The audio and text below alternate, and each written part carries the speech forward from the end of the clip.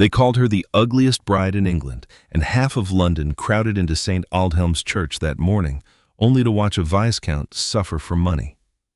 Not one of them knew that before the night was over, the bridegroom would be on his knees before her, staring at scars her own father had put into her skin.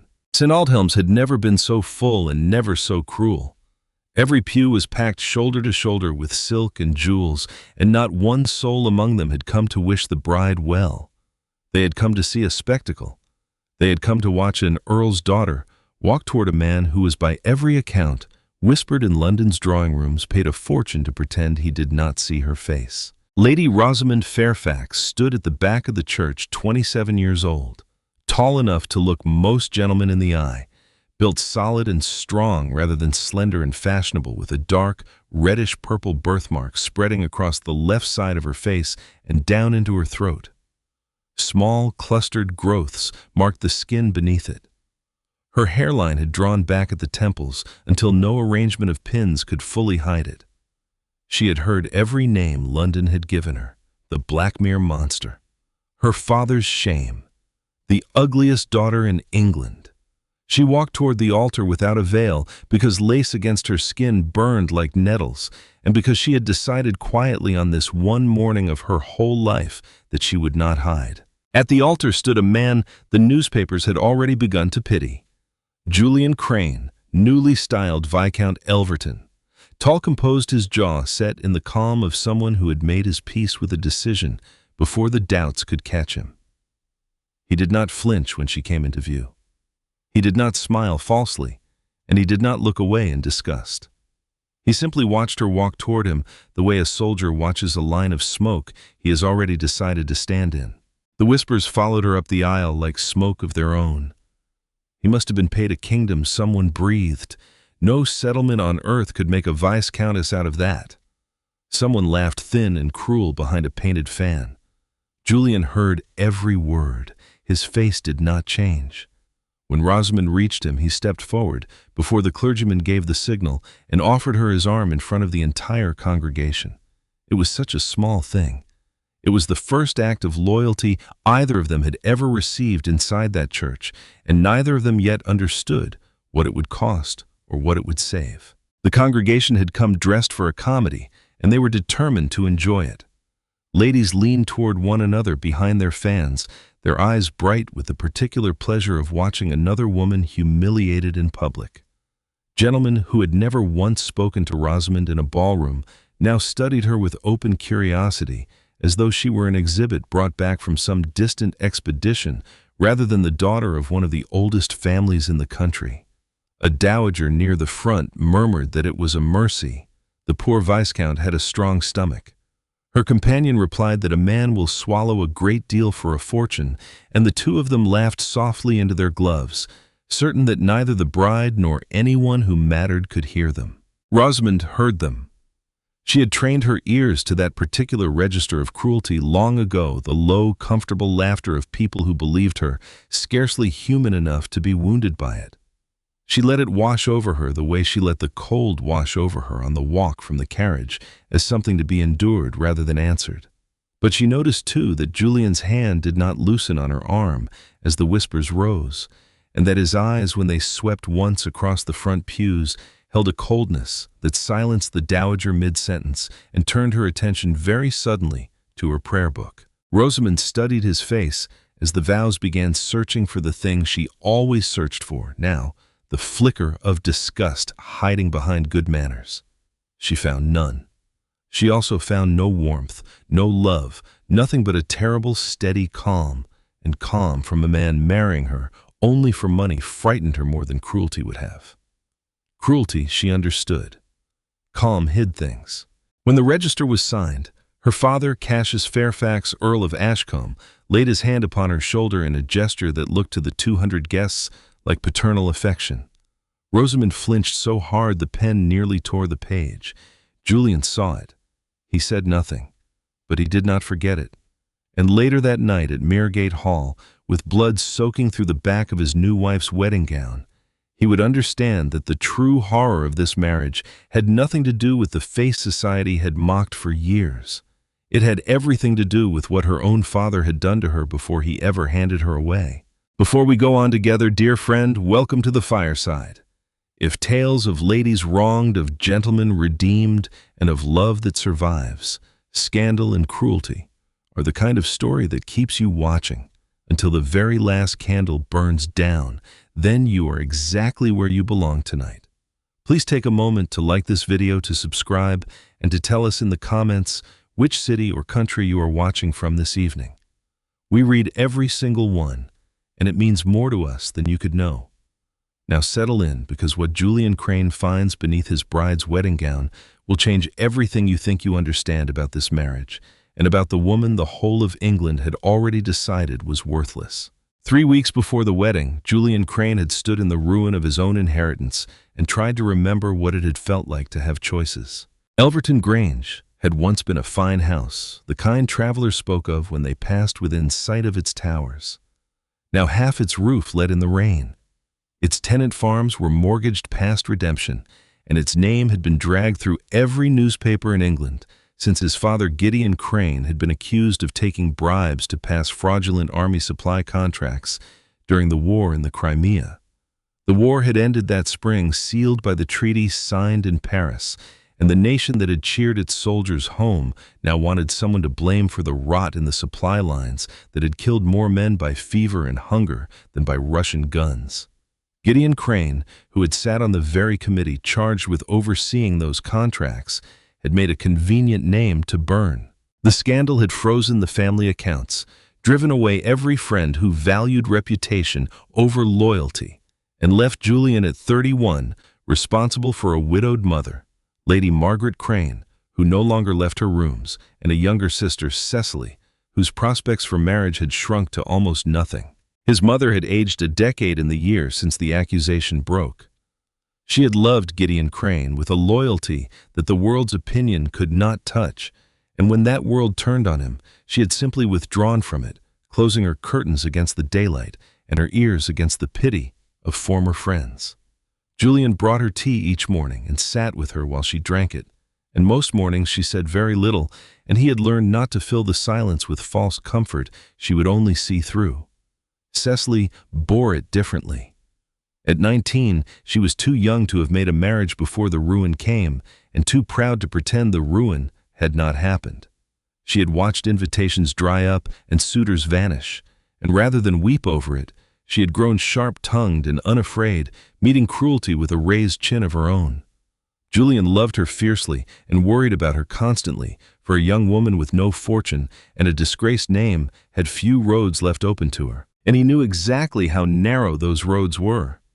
Gideon had died within a year of the accusation, some said of shame, and some said of a failing heart, and Julian had inherited a title and a mountain of debt in the same gray week.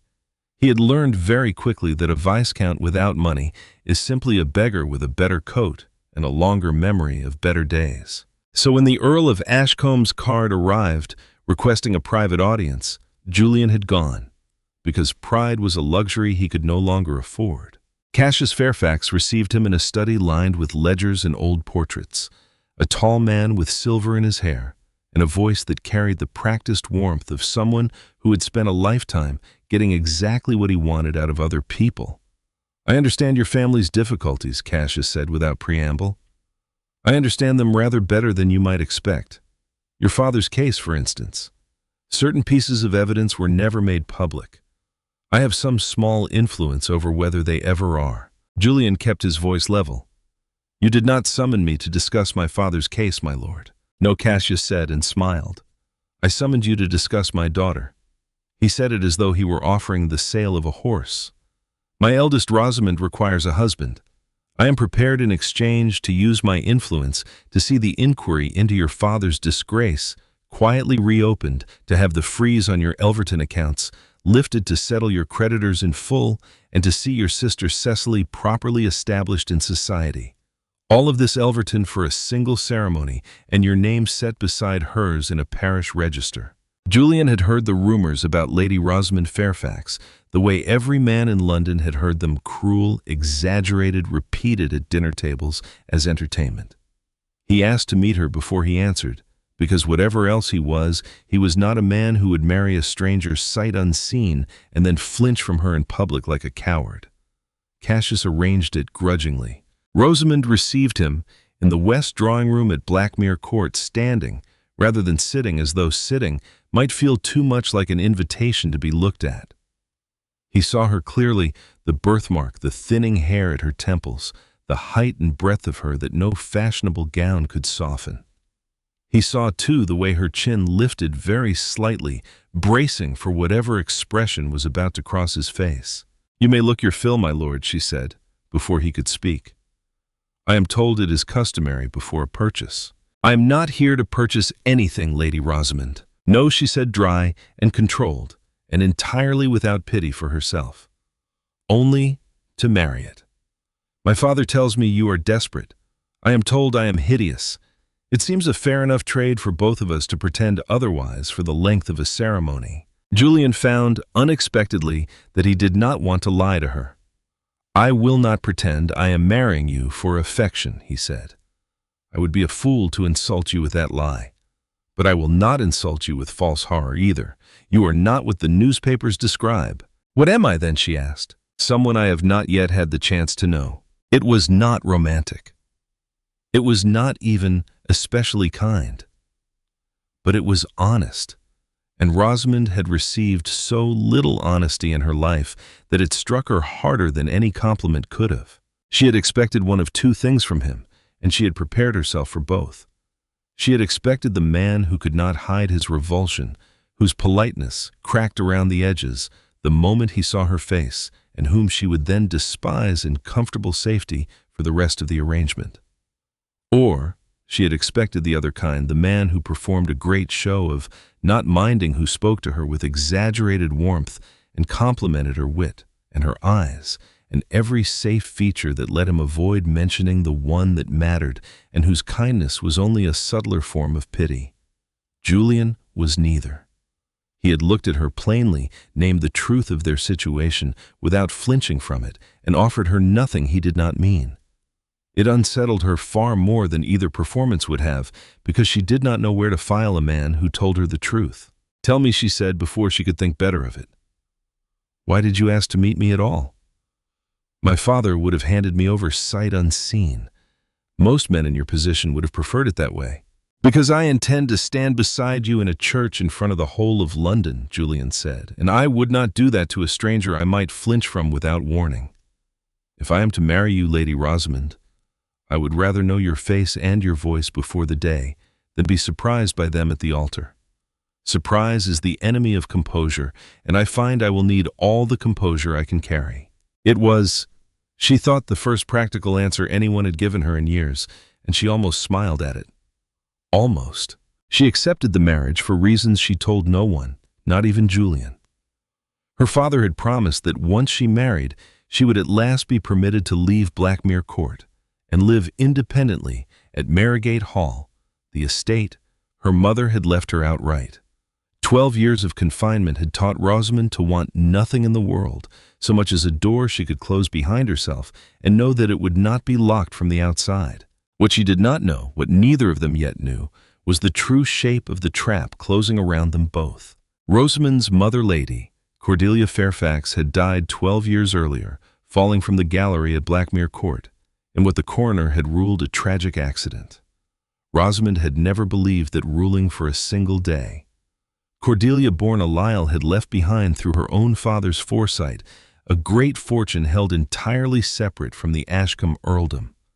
Under the law of that time, everything a wife owned passed to her husband the moment she married, and so Cordelia's father had never trusted his daughter's fortune to Cassius by so much as a shilling. He had placed it all in a trust, settled for her separate use mining shares, government bonds, and Marygate Hall itself, so that no husband's hand could ever reach it. Under that trust, Rosamond would gain full control of everything the moment she married, or on her 30th birthday, whichever came first. Cassius had been trustee of that fortune throughout her minority. He had also, across 12 careful years, spent a great portion of it. He had spent it on political favors, on failed speculations, and above all on the Imperial and Colonial Bank, where he sat as a secret director and had lent great sums of the trust's money to himself under other men's names. That bank had collapsed only weeks before, in the same season that had brought down the Royal British Bank and set half of London whispering about directors who had quietly ruined their own depositors. An official inquiry into Imperial and Colonial was already being assembled.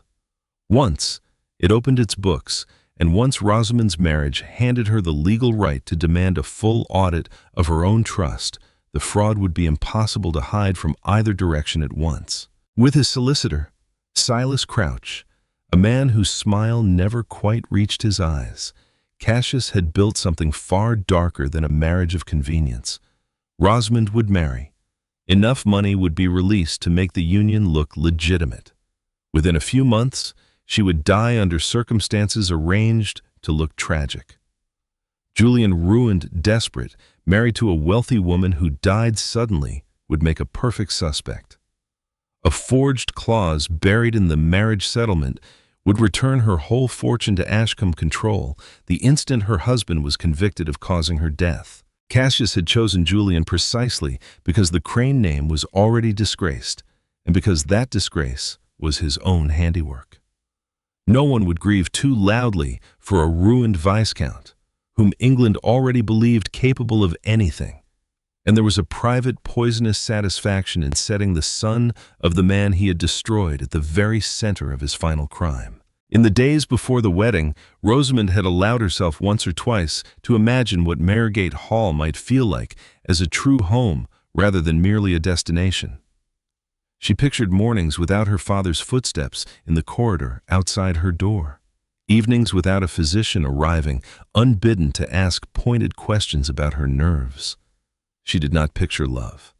She had trained herself out of that particular hope years before, the way one trains a limb to stop reaching for something long since taken away.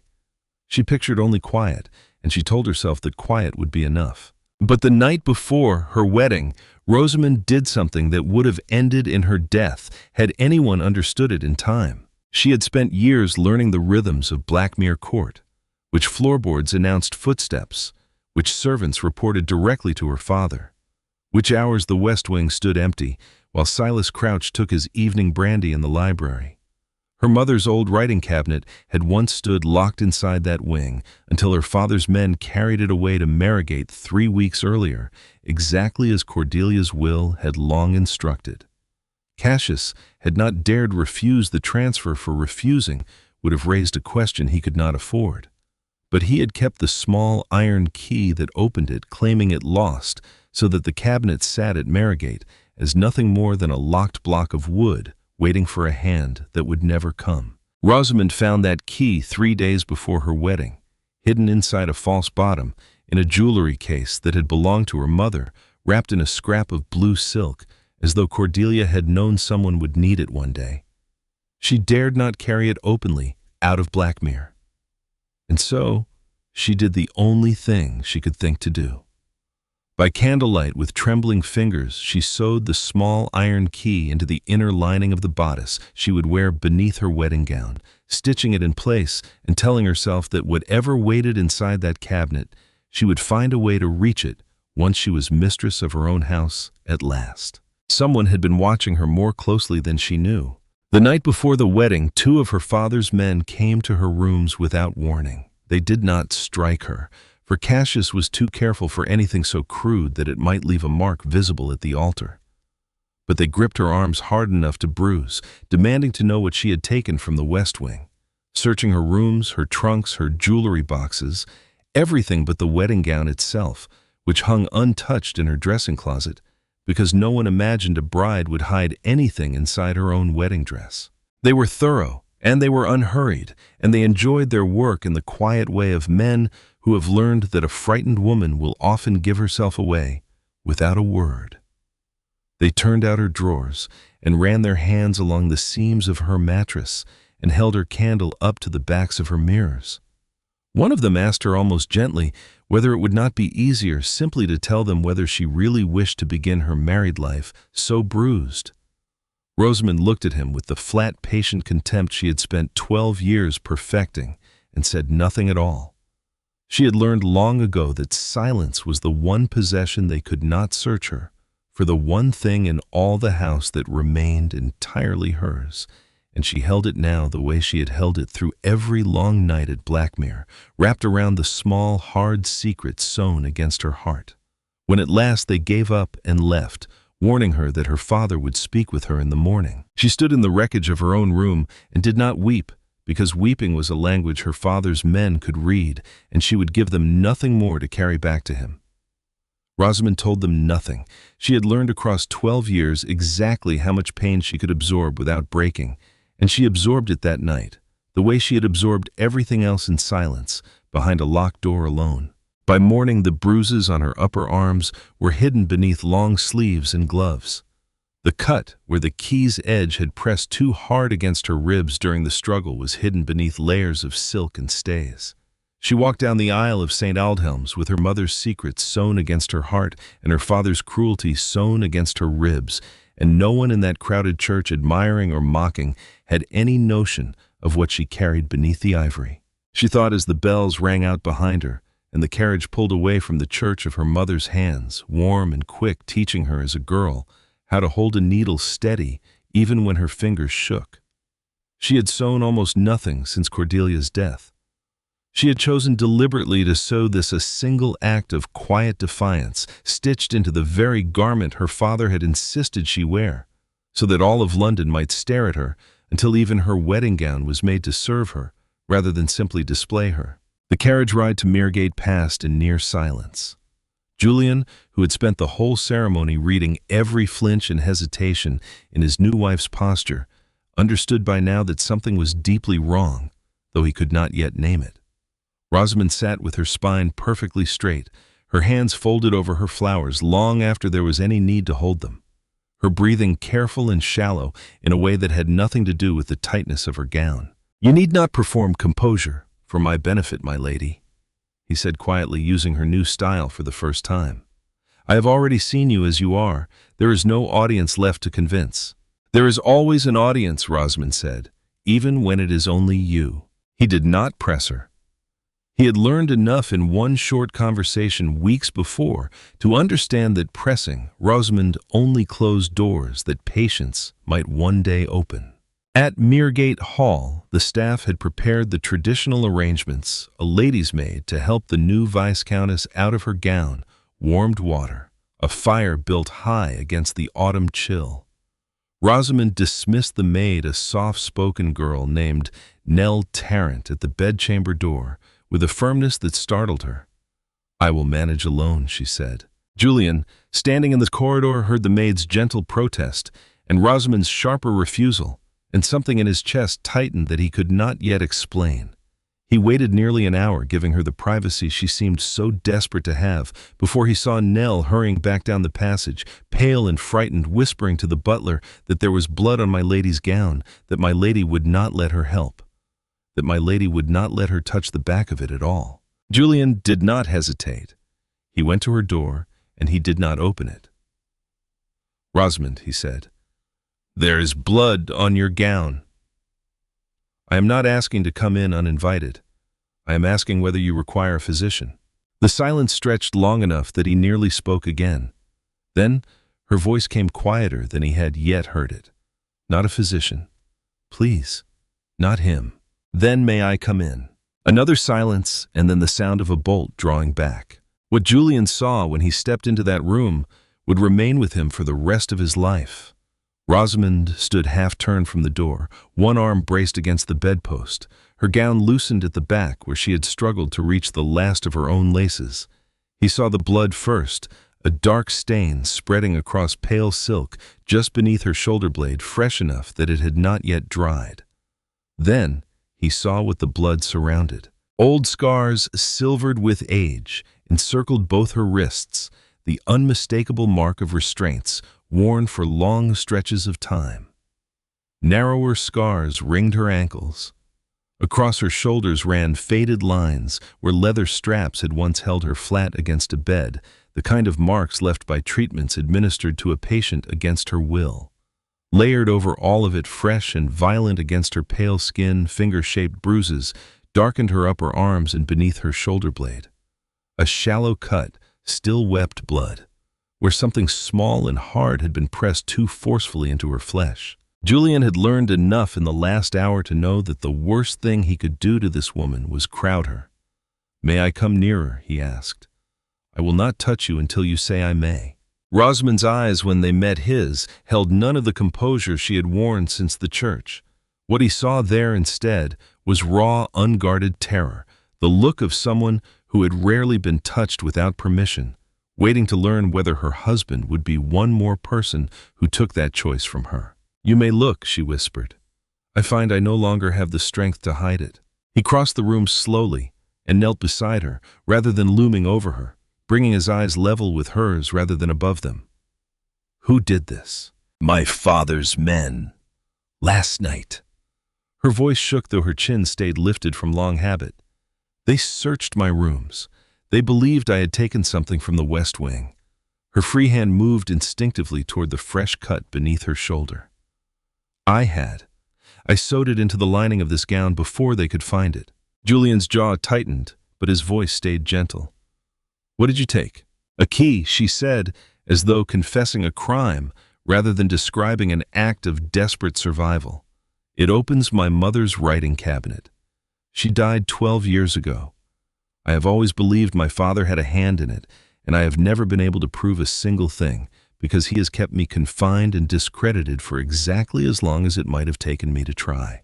Julian thought of his own father, disgraced and ruined by a scandal built out of nothing, and a cold recognition settled over him. He understood better than most men ever would be forced to how easily the powerful could destroy those beneath them and then call it misfortune. "Let me see to the cut," he said. "I will not send for the house physician if you do not wish it." "I is my father's man," Rosamond said. "It was he who signed the papers that let them strap me to a bed for weeks at a time and call it treatment for a nervous instability I never had. I have not trusted a physician in 10 years, and I will not begin tonight. Then I will tend it myself if you permit it, and we will send for someone independent in the morning." She studied him for a long moment, searching as she always did for the flicker of disgust or pity that would tell her this was all a performance. She found instead something steadier.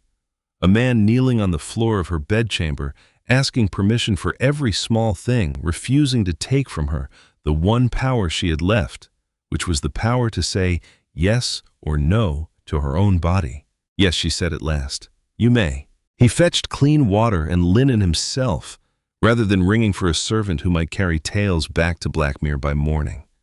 He worked with careful, unhurried hands, warning her before each touch, telling her plainly what he meant to do before he did it, so that nothing came as a surprise.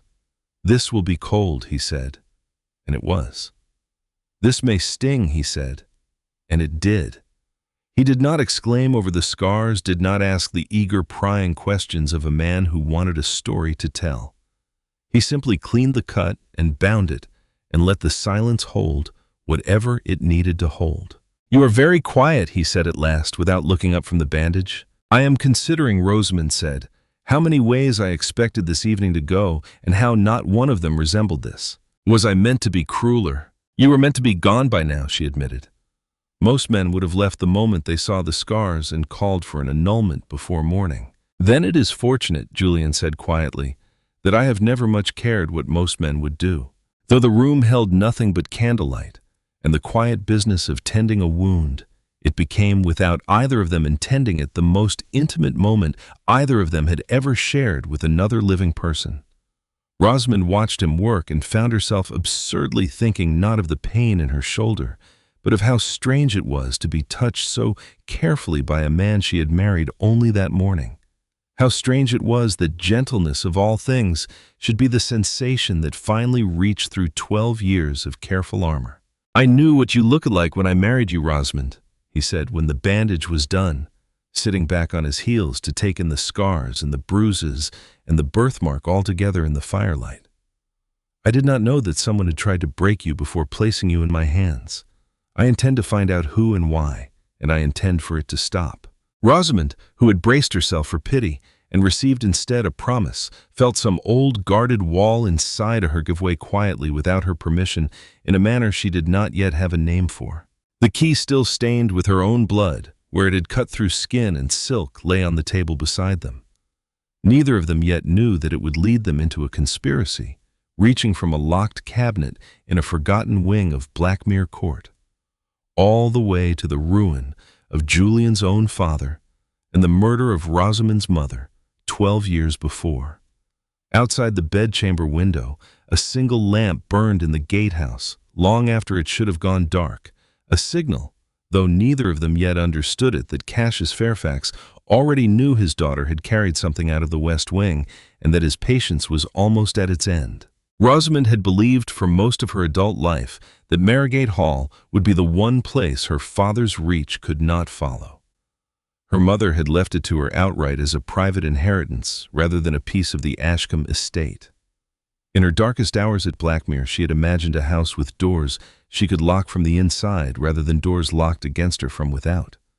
Within a week of the wedding, she understood how wrong she had been. Julian noticed it first, the way certain servants deferred not to their new mistress, but to instructions that seemed to arrive from elsewhere. On the fourth day, a physician arrived unannounced, a Dr. Anselm Frayne, claiming concern for the new Viscountess and her nerves, and Julian turned him away at the door with a coldness that surprised even himself. "My wife does not require a physician chosen by her father," he told the man plainly. "If she requires one at all, I will choose him myself." Rosamond, watching from the top of the stairs, felt an unfamiliar warmth move through her as she watched her husband defend a boundary she had spent 12 long years defending entirely alone. Over the days that followed, a fragile domestic peace began to take shape between them, built less from romance than from necessity. Though the necessity had a way of creating its own kind of closeness. They began taking breakfast together tentatively, at first then with less hesitation. Julian discovered to his genuine surprise that his wife understood the management of an estate better than most stewards he had ever employed. She corrected an error in the Margate accounts within her first week that had quietly cost the tenants money for years, and she read the petitions of the tenant farmers with an attention to detail that put his own education to shame. "You were raised to manage an estate," he said one morning, watching her mark a correction in the ledger with a steady hand. "I was raised to be useful to no one but my father." Rosamond corrected, not looking up. "The rest I taught myself in the hours he believed I was resting." Julian found himself against every intention of remaining courteous but distant, beginning to admire her not in spite of the things society mocked her for, and not because of them either, but entirely apart from them in a way that had nothing to do with her face and everything to do with the sharpness of her mind and the quiet steel beneath her caution. There were smaller moments, 2 moments, that built themselves into something neither of them named aloud. Rosamond avoided one particular chair in the drawing room, a delicate gilded thing she feared her weight might break, and said nothing of it. Julian noticed anyway. Within days, a sturdier chair, deep and upholstered, appeared beside the drawing-room fire, offered without comment and without the humiliation of acknowledgement, simply there for her comfort the next time she needed to sit. When a fashionable London dressmaker arrived to fit Rosamond for new gowns and began speaking of her figure as though she were not present in the room, suggesting heavy fabrics to disguise her shape, Julian dismissed the woman before Rosamond had to say a word. Rosamond, furious at being handled rather than asked, told him plainly that she had not requested rescue.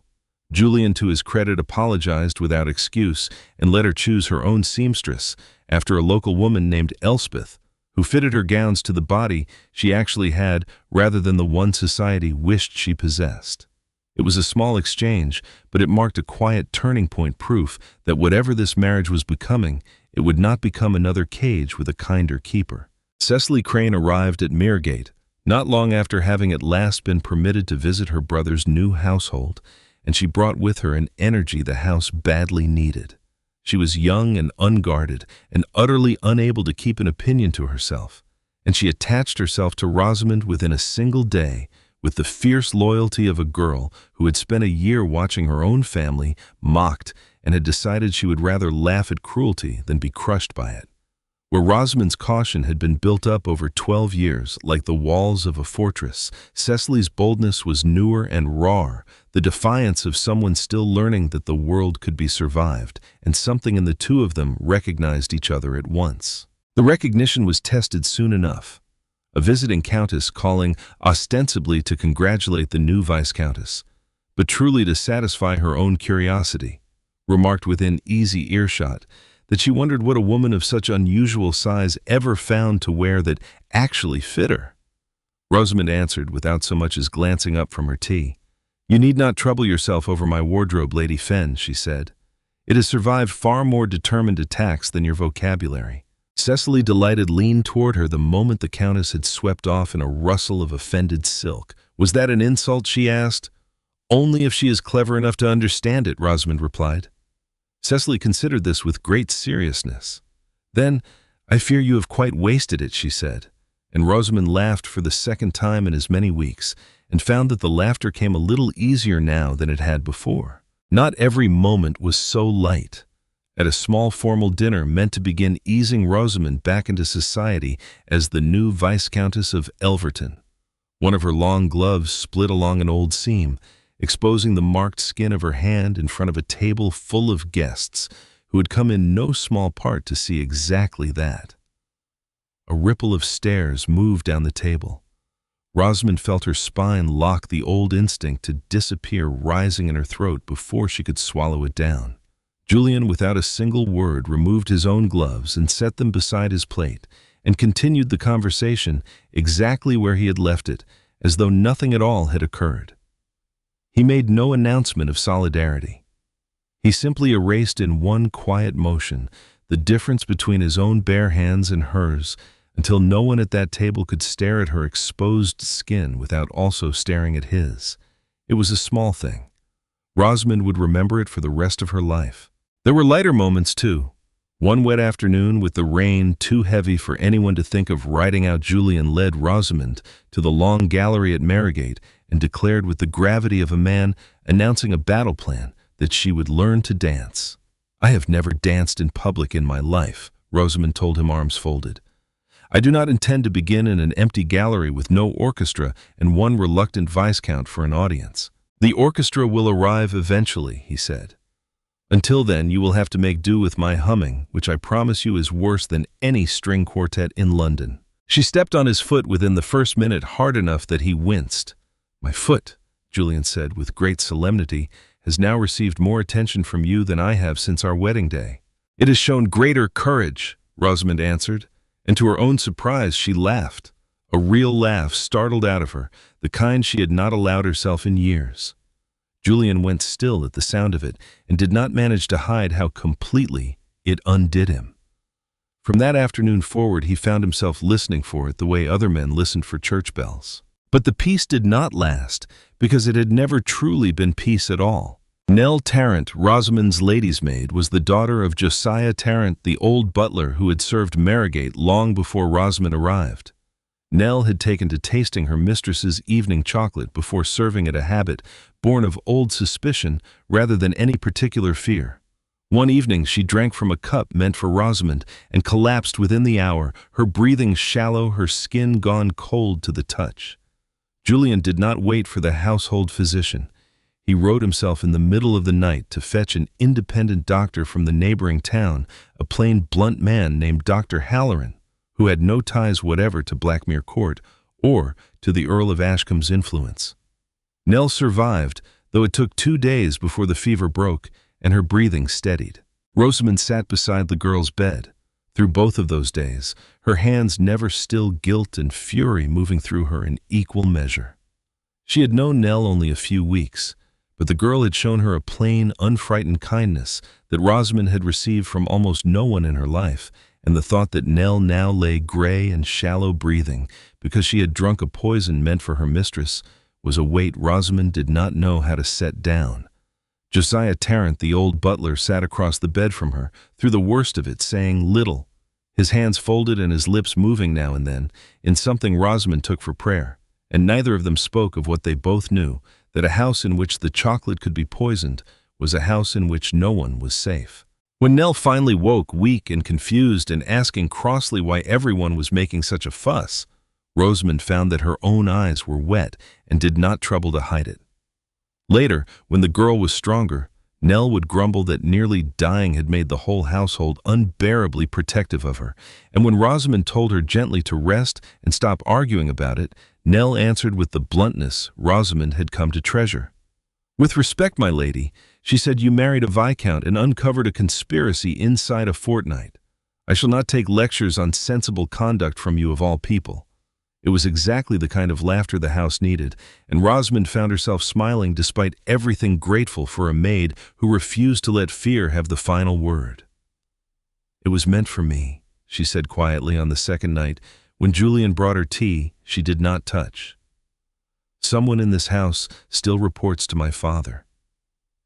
This was never a refuge. It was only ever another cage with better furniture. "Then we stop waiting for your father's permission to be safe," Julian said, and something in his voice had changed entirely from the careful courtesy of their wedding day. "We stop waiting and we begin to fight back."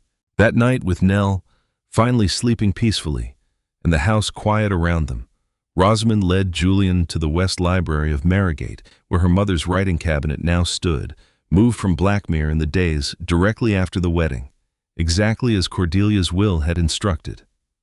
It had sat there untouched, waiting for a key no one but Rosamond possessed. Now the key healed into the story of her own skin, turned in the lock with a small final click. Inside lay a ledger, written in a private code, a bundle of letters and a portrait of Cordelia Fairfax that Rosamond had not seen since she was 15 years old. The coded ledger would take weeks to understand, and it was Rosamond, not Julian, who broke through it first. She remembered from childhood, from quiet afternoons, helping her mother with the household accounts, that Cordelia had a habit of disguising real figures inside ordinary domestic entries. A payment for candles that was really a bribe. A laundry expense that concealed an illegal withdrawal from Rosamond's own trust. Rosamond had thought those memories useless for 12 years. Now, they became the key to everything. The work was slow and maddening. The ledger's columns looked at a glance like the ordinary accounts of a great house, sums paid to grocers and chandlers and coachmakers, entries for coal and linen and candles, nothing that would draw a second glance from any man who happened upon it.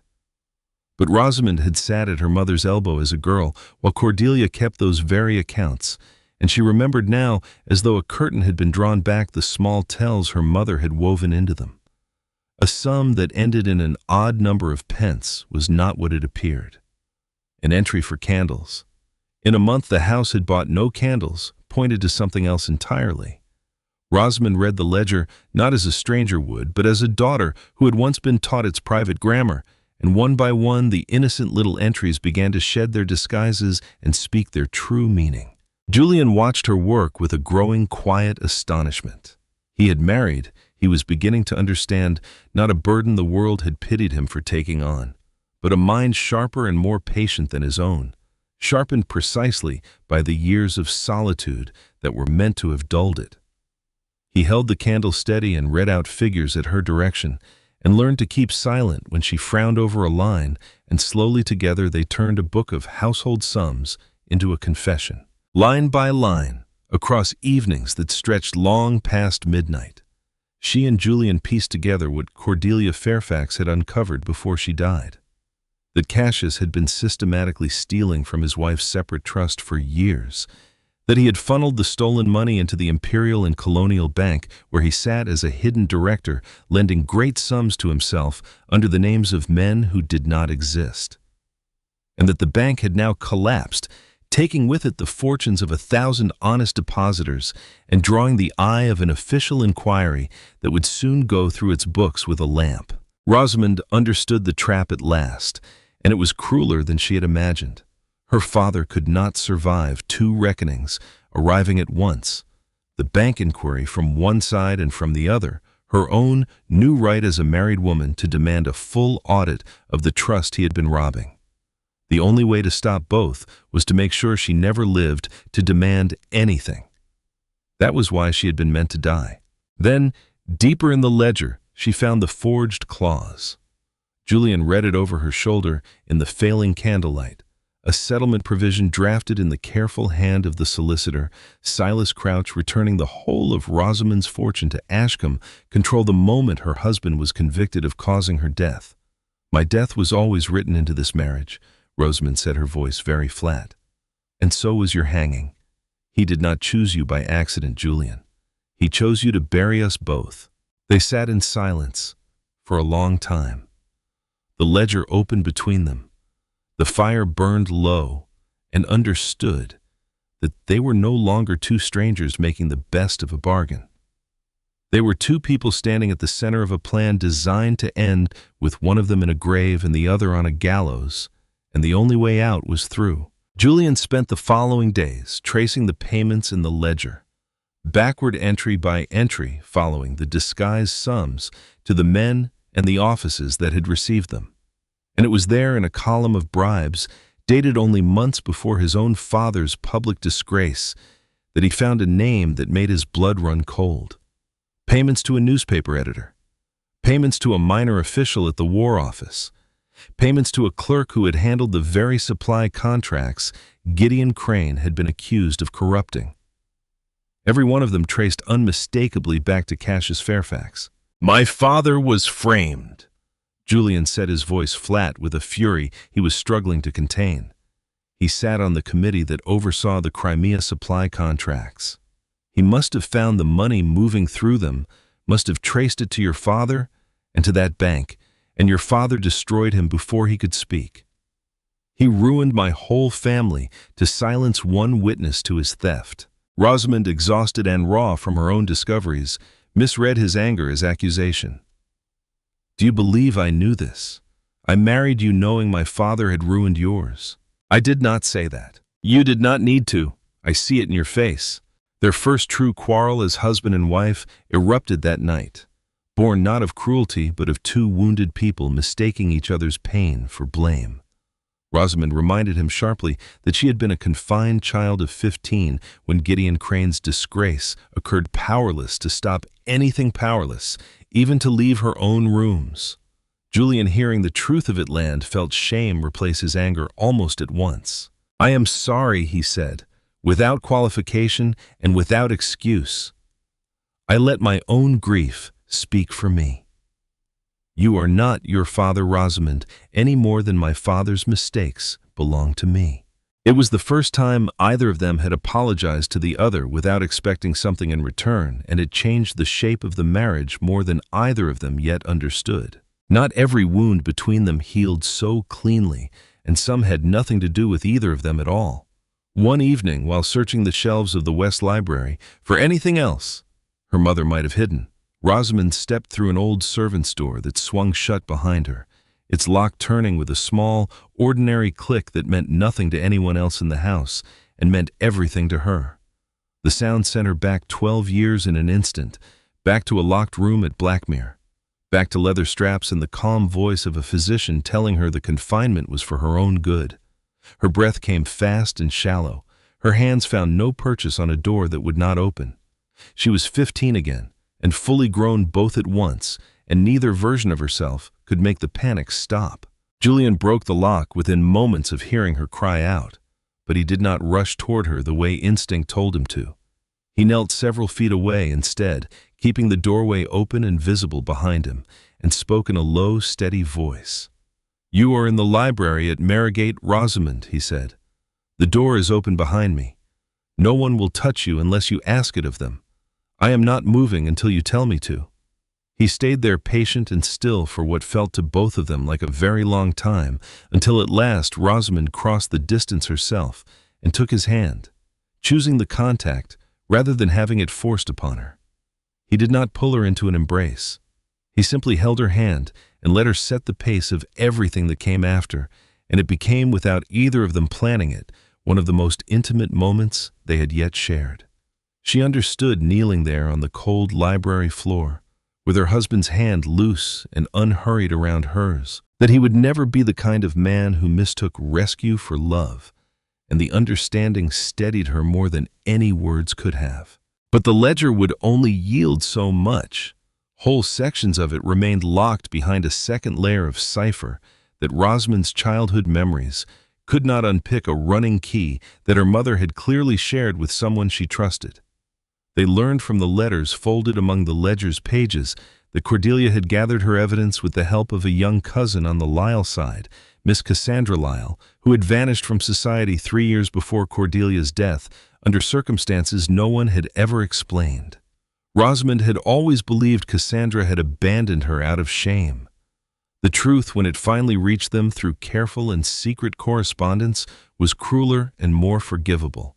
Cassius had threatened to prosecute Cassandra's brother for a theft he had never committed unless she left England quietly. Cassandra had spent the years since hiding in Scotland carrying with her the second half of the key to Cordelia's cipher, too frightened to return and too loyal to destroy it. She had guarded it in exile the way a soldier guards a color he cannot lay down. Reaching her was its own slow ordeal. Rosamond did not dare send a letter through the ordinary post, for she had learned by now that the ordinary post at Marygate passed through hands that reported to her father. So the letters went instead by a chain of trusted people: Nell's brother, who drove a carrier's wagon, a sympathetic clergyman 2 counties north, a cousin of the Tarrants who kept an inn on the Scottish road, each carrying the folded paper a little further from Cassius's reach. Weeks passed between the sending of a question and the arrival of its answer, and in those weeks Rosamond lived suspended, half certain that Cassandra had died or moved, or at last found the courage to burn the dangerous half-key rather than risk her brother's life for a dead woman's revenge. When the reply finally came, in a hand Rosamond half remembered from childhood, it carried not only the running key, but a letter of its own, an apology 12 years overdue, and a single line that Rosamond read a dozen times by candlelight. "I never chose safety over you," Cassandra had written. "I chose your brother's life over my own courage. And I have hated myself for it every day since. And I have kept your mother's key against the day it might mean my hatred was not wasted."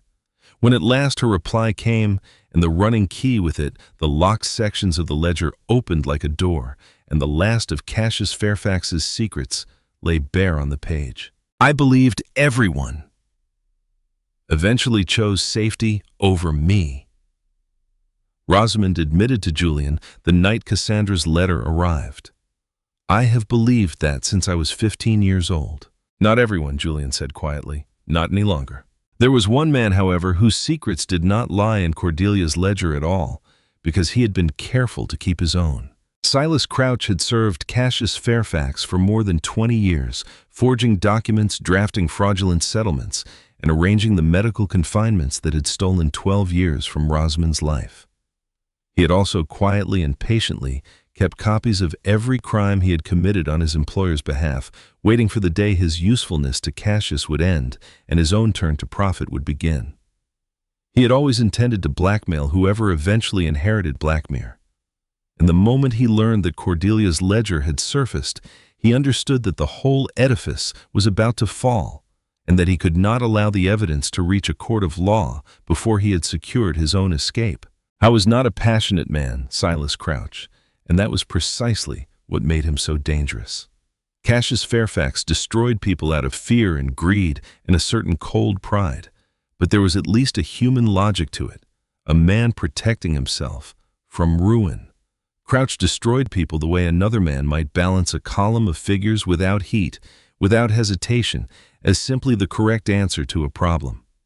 He had spent 20 years making himself indispensable to his master, and every year of that service he had quietly copied and set aside the evidence of his master's crimes, filing them away the way a prudent man lays down wine, knowing they would only grow more valuable with age. He had never intended to serve Cassius forever. He had intended all along to outlive his usefulness by a single day, and on that day to present the heir of Blackmere with a choice between a fortune and a scandal, and to walk away richer than any solicitor had a right to be. There was a darker thing buried in Crouch's history, one that even Cassius had never fully faced. It was Crouch himself, and not Cassius, who 12 years earlier had substituted a strong sedative for the medicine Cordelia took each evening for her failing heart. Cassius had known the plan. Cassius had watched his wife grow unsteady on the high gallery, and Blackmere had seen her reach for a rail. Her drugged hands could not find, and had chosen not to call for help.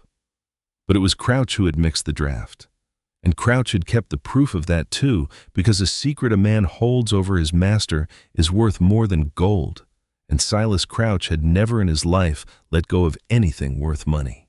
Cassius, sensing the ground shifting beneath him, did not wait to see how far his daughter's investigation would reach. He arranged for a private threat to be carried to Julian directly. The law of the land was very clear on how a wife might be committed. It required not the word of her father, who no longer held any authority over a married woman, but the signature of her husband supported by the certificates of 2 physicians. And so the threat was shaped to fit that lock. Restore the ledger to Ashcombe hands and sign the papers declaring your wife of unsound mind, so that she may be quietly placed in a private asylum for the sake of appearances, and in exchange your sister Cecily's name, recently and falsely linked in the newspapers to the forged evidence against your father, will be cleared entirely and forever. Julian understood exactly what he was being asked. He alone held the one signature that could make Rosamond's imprisonment lawful. He was the last lock on her cell, and Cassius was asking him to turn the key. He refused the bargain in writing before witnesses, though it cost him a night of the deepest fear he had known since his father's disgrace first broke over his family. Rosamond would not learn of that refusal until much later, and when she did, it would mean more to her than any declaration of love spoken to her face. The fire came 3 nights after. It began in the West Library, in the very room where Cordelia's cabinet stood, and it spread with a speed that spoke of more than accident. Silas Crouch, knowing that the ledger would drag him down with his master if it ever reached a courtroom, had chosen to burn the evidence and let the flames tell whatever story they pleased. Rosamond, hearing the alarm raised through the house, did not think of her own safety first. She thought of the ledger still resting in a drawer of that burning room, the only proof that could clear Julian's father and condemn her own. The servants had gathered on the lawn in their nightclothes, and the grooms were dragging what they could from the nearer rooms, and in all the shouting and the smoke, no one had first noticed the Viscountess slip back toward the burning wing. Julian noticed only when he turned to speak to her and found her gone. He knew at once where she had gone, and why, and his heart turned over in his chest, for he understood by now exactly how little his wife valued her own safety when weighed against the proof that could free them both. She went in through the old servant's passage she had memorized as a child, visiting Marygate with her mother in the years before Cordelia's death, moving low beneath the smoke that already filled the upper air of the corridor. One hand pressed to her mouth and the other trailing along a wall she knew by heart in the dark. The heat pressed against her like a living thing. She found the drawer through smoke thick enough to sting the tears from her eyes, wrenched it open, and had just closed her hand around the ledger when part of the ceiling gave way behind her. Julian, who had followed her the moment he realized she was missing, reached her through the collapsing timber, and a falling beam struck him hard across the shoulder. It was Rosamond, not Julian, who found the hidden exit remembered from a childhood visit 12 years gone. It was Rosamond who braced her husband's injured shoulder against her own, who forced open a warped door, swollen shut by years of damp, who half carried him out into the cold night air, with the ledger pressed beneath her cloak against her heart. They did not stop until they reached the old chapel at the edge of the estate, long abandoned, its windows broken, its altar. Bare moonlight falling in pale slats across a floor no congregation had knelt upon in a generation. The smell of smoke still clung to both their clothes. Julian's shoulder throbbed where the beam had struck him, and Rosamond's hands, when she finally looked down at them, were shaking with an aftershock she had been too occupied to notice until the danger had passed. It was there in that ruined sanctuary, soot-streaked and trembling, that Julian at last told her everything his pride and his caution had held back. "I married you to save Elverton," he said. "I believed a restored house could rebuild everything my father's disgrace had taken from us. I intended to be courteous and distant and to call it duty, because duty asks nothing of the heart. And now Rosamond asked, her voice barely above the crackle of the dying flames in the distance behind them. Now I understand that a house built on your ruin would have finished destroying us both. I do not want Elverton at the cost of you, Rosamond. I have not wanted that for weeks, if I'm honest with myself, and I have been a coward for not saying so sooner. He did not tell her she was beautiful, as though correcting some mistake society had made about her face. He told her instead exactly what he had come to want. Her unsparing honesty, the strength in her hands that had just saved his life, the sound of her laughter that he had heard only once and had been chasing ever since. The particular way she lifted her chin when she refused to be ashamed of anything. I look for your face now whenever you leave a room, he admitted. I did not marry you for this, but I find I cannot imagine a house that does not have you in it. I have spent my whole life, Rosamond said slowly, waiting for the moment a man's kindness would turn. I learned it so young that I stopped believing kindness was anything but a longer road to the same cruelty. Every gentle word I ever heard was the beginning of a trap or a performance or a lie. A physician told me before he did something I had not agreed to. I do not know how to hear what you are saying without waiting for the turn. Then do not try to hear it all tonight, Julian said. I am not going anywhere, Rosamond. There is no bargain left between us and no fortune riding on it. I am not being kind to you in order to arrive somewhere else. This is where I wish to arrive. She looked at him for a long moment, and the broken moonlight soot on his face and pain in his shoulder, and nothing but honesty in his eyes. And she understood that she believed him, and that the believing was the most dangerous thing she had done, in 12 years more dangerous than the cabinet or the ledger or the fire, because it could not be undone. Rosamond, who had spent so many years being treated as a burden or a joke, felt something long guarded finally loosen its hold on her. Their first kiss was slow and careful, and entirely her own choice, born of nothing but two people who had chosen each other in the middle of a burning night with no father's bargain left to explain it. In the weeks that followed, their intimacy deepened beyond that single moment. Always slow, always gentle, always led by Rosamond's own choice, rather than any assumption Julian made about what marriage entitled him to. He let her keep the candle burning or put it out as she wished. He let her set the pace of every step between them. And in that patient, quiet trust, Rosamond finally allowed herself to want him back, without fear, without bracing for rejection, without waiting for the moment. His desire would curdle into disgust, the way every voice in her life had promised her it must. But there was still a reckoning to come, and it would not be settled in a chapel by moonlight.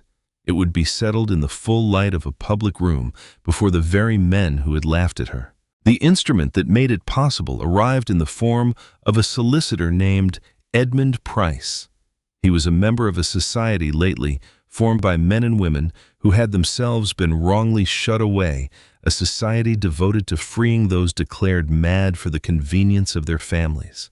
And he had taken an interest in Rosamond's case the moment a whisper of her old confinement reached him. He sought her company at length, poring over the dates and the certificates and the names of the physicians who had signed them, and Julian, watching them bent together over the papers for the better part of an hour, felt a flicker of something he did not enjoy admitting to. "You seem displeased this evening," Cecily told her brother afterward, far too observant for his own good. "I was considering the weather," Julian said. "The weather," Cecily replied, "is not holding your wife's attention over a stack of legal papers for an hour." But the flicker died the moment he understood what Price was truly after. Mr. Price's interest in his wife began and ended with the record of her imprisonment, with the falsified diagnoses and the forged certificates, with the machinery of a law meant to protect the vulnerable and bent, instead, into a weapon against them. Price was the thread that would carry the whole matter to the commissioners in lunacy, the body charged with overseeing exactly the kind of confinement Rosamond had endured. And he brought with him a commissioner named Fenwick, a careful man with an unhurried eye to review the papers himself. It was Price who unlocked the last and greatest surprise of all, though he did not know its full weight when he began. For in tracing the record of Rosamond's confinement back to its very beginning, He and Rosamond and Julian discovered that Cordelia Fairfax had foreseen her own death. Years before she died, sensing the danger closing around her, Cordelia had written out a full and sealed deposition, an account of everything she had uncovered about her husband's theft, and she had entrusted it not to any office, for the offices that might have received it did not yet exist in those years, but to the one person in the family she trusted above all others. She had given it to Lady Honoria Fairfax Cassius's own sister and Rosamond's aunt, along with a final letter, and she had asked her to keep it safe until the day someone came who could use it. When Honoria Fairfax at last came forward, she came trembling, an old woman who had carried a secret so long that setting it down seemed almost more than she could bear. She had been afraid of her brother her whole life, afraid, in the particular way, of a woman with no fortune of her own and no protection but his goodwill, and that fear had kept her silent. Through 12 years she would regret until the day she died. She told Rosamond, weeping, that she had watched her be taken away as a girl and had said nothing, had told herself there was nothing to be done, had let Cassius's version of events settle over the family like dust. I kept the letter, she said again and again, as though the keeping might weigh against the silence. I could not destroy it. Whatever else I failed to do, I kept your mother's letter safe. And it was true, and in the end, it was enough, though Honoria never quite forgave herself for how nearly it had not been. Honoria had kept that sealed packet for 12 years, too frightened of her brother to open it, too loyal to her dead sister to destroy it, watching in guilt and silence as the niece she loved was locked away year after year. The machinery to expose Cassius Fairfax had been lying in wait the whole time. The very reason he had confined Rosamond so long and discredited her so thoroughly was to make certain she never lived free enough or sane enough in the eyes of the world to reach for it. Her imprisonment had been built to keep that weapon sheathed, and now at last, with an aunt finally brave enough to come forward and a solicitor with the standing to present it, the weapon would be drawn.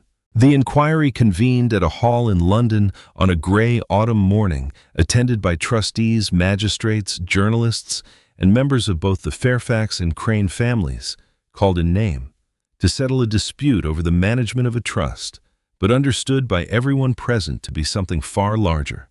Cassius had expected a quiet private settlement conducted among gentlemen behind closed doors with his usual command of the room. He had chosen the venue for exactly that reason, trusting the familiar faces of the place to side with old loyalty over new scandal. He had not expected his daughter to arrive on her husband's arm. She came in a deep green gown fitted honestly to the body she actually possessed, without a veil, without a high collar to hide her throat. Her hair arranged simply without any attempt to disguise the thinning at her temples. It was not a cosmetic transformation. It was the visible end of 12 years spent apologizing for existing. Whispers moved through the hall the moment she entered, the same kind of whispers that had once followed her up the aisle of St. Aldhelm's. This time Rosamond did not lower her eyes. She had spent a lifetime being watched without her consent, mocked for a face and a body she had never asked for and could not change.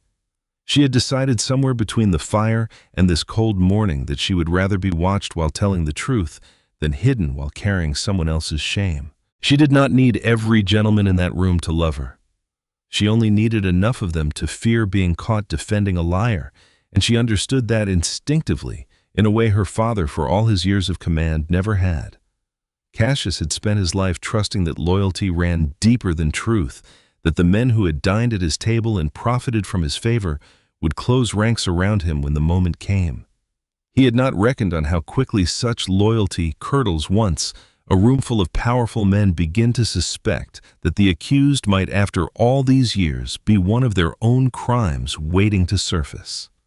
Every gentleman present had his own ledgers, his own quiet arrangements, his own reasons to prefer that a story of a director robbing his own trust not be seen to succeed. Rosamond had understood that too, and she had dressed and spoken and arranged her evidence accordingly, not for the sympathy of the room, but for its instinct of self-preservation. Mr. Edmund Price rose first and laid before the inquiry The plain question of the law, whether the confinement of Lady Rosamond across so many years and on the certificates of a single physician in the pay of her own father, had been lawful at all. He spoke without heat in the dry, exact language of a man who had made the freeing of the wrongly confined. His life's work and his very calmness made the accusation land the harder. Commissioner Fenwick listened with the unhurried attention of a man who had seen a great many families try to bury an inconvenient daughter under a doctor's signature and had learned to tell the genuine cases from the manufactured ones. He had already read Dr. Halloran's account. He had already formed a suspicion.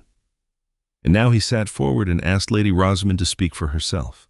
Cassius attempted before the assembled inquiry to paint his daughter as unstable, dependent on delusion, unfit to manage the fortune she was fighting to claim.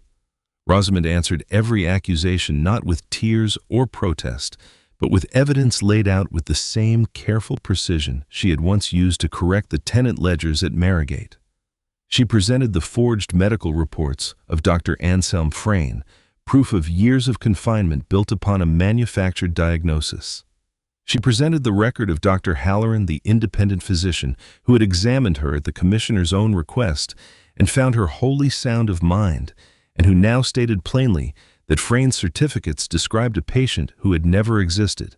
She presented the bank transfers that showed the systematic theft from her trust, and the ledger decoded at last that traced the stolen money into the vaults of the Imperial and Colonial Bank. And then the ground gave way beneath Cassius Fairfax, not because he confessed, but because the man beside him did. Silas Crouch had watched the evidence mount all morning, and he was far too clever a man to go down with a sinking ship when a place in the boat could still be bought. Cornered, seeing the case collapse around his master, he turned. He rose, and he offered the inquiry, the private copies he had kept for 20 years, the forged settlement clause, meant to return Rosamond's fortune upon her husband's conviction, the letters, the false certificates, every document he had drafted with his own hand and hoarded against exactly this day.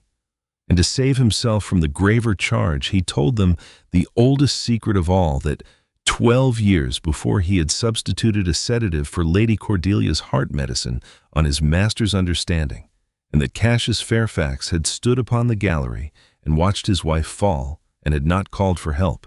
The room went utterly silent. Into that silence, Commissioner Fenwick broke the seal on the deposition Lady Honoria had guarded for 12 years and read out in Cordelia Fairfax's own careful hand an account that matched point for point everything Crouch had just confessed and everything the decoded ledger had already shown.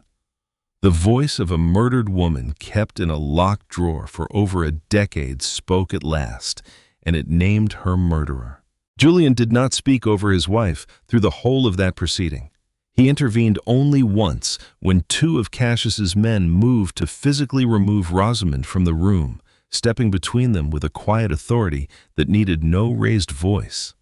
And he submitted as evidence his own signed refusal of Cassius's final bargain, the paper proving that he had given up an entire fortune and the clearing of his own family's name rather than sign away the woman standing beside him. My wife, he told the inquiry when at last he was asked to speak, and my equal in every part of this matter. The magistrates conferred only briefly before ordering both men held.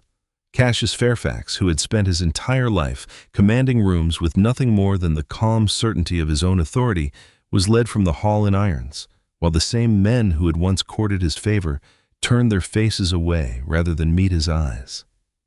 It was, Rosamond thought as she watched him go, a strange and hollow kind of victory, not joy exactly, but the quiet settling of a debt it finally called in after 12 long years of waiting. Cassius Fairfax and Silas Crouch were both committed for trial on charges that would end in the months that followed. With Cassius stripped of his influence and his freedom, and Crouch sentenced for forgery and for his part in Cordelia's death. Dr. Anselm Frayne lost his license and faced prosecution of his own for the false confinements he had authorized for profit. And the name of Gideon Crane was at last formally cleared of any part in the Crimea supply frauds, though the inquiry acknowledged with unflinching honesty that he had delayed revealing what he knew of Cassius's crimes out of his own pride and political calculation, a flawed man wronged nonetheless, and finally allowed to rest with his name restored rather than perfected. Rosamond received full and legal control of Marygate Hall and the whole of her mother's fortune. Elverton Grange was restored, not through Cassius's broken promises, but through the plain judgment of the law earned rather than purchased. In the quiet that followed the trial, Julian told Rosamond plainly that the circumstances under which she had married him had been coercive from the very beginning, and that he would understand and would not fight her if she wished for an annulment or a legal separation now that she was free to choose anything at all. "Do you want your freedom?" Rosamond asked him. "No," Julian said. "But your choice must matter more than what I want. It always should have." Rosamond chose him. They exchanged new vows privately at Marygate the following spring, with no father presiding, no newspapers watching, no money changing hands, and no family controlling a single term of the arrangement.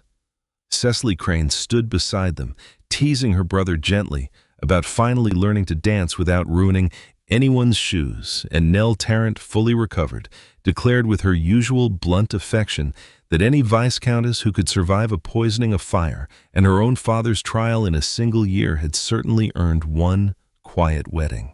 Society in the months that followed did not suddenly become kind.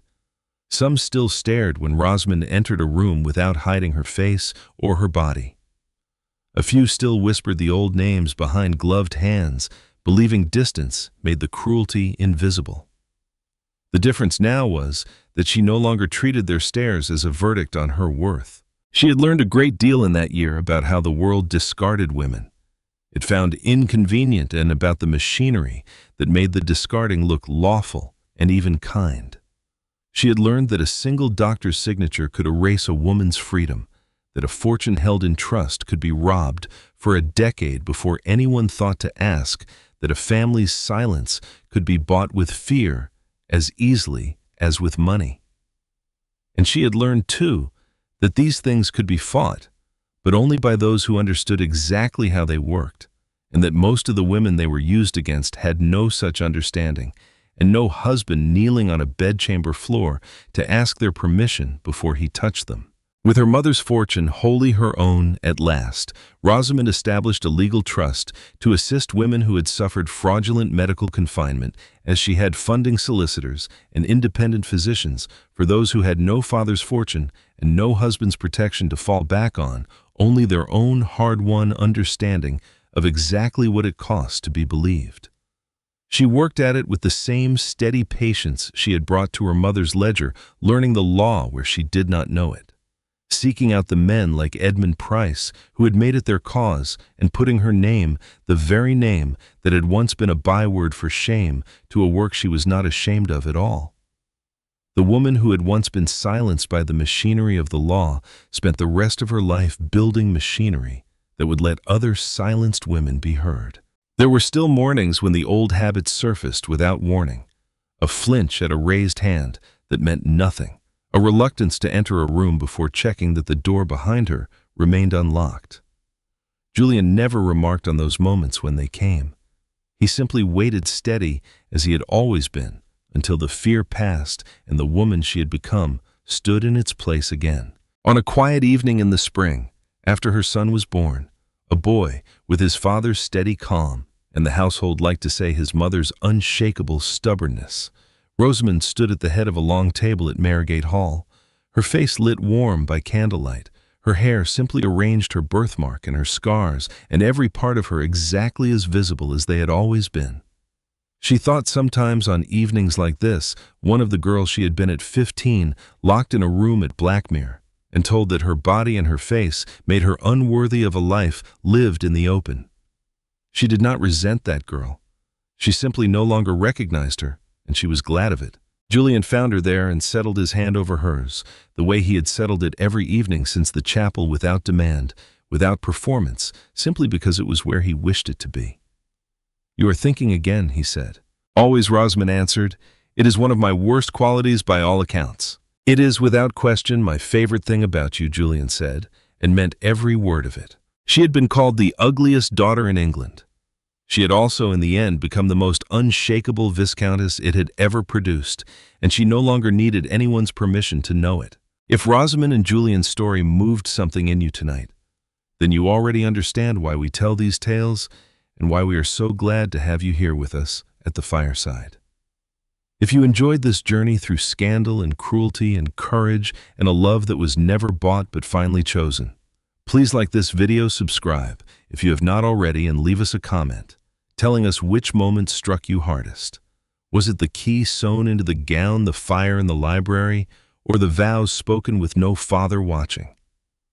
We read every single comment, and every one of them tells us these stories are worth continuing to tell. We have another house, another scandal, and another woman the world underestimated, waiting for you very soon. So make sure you are subscribed and ready when she arrives.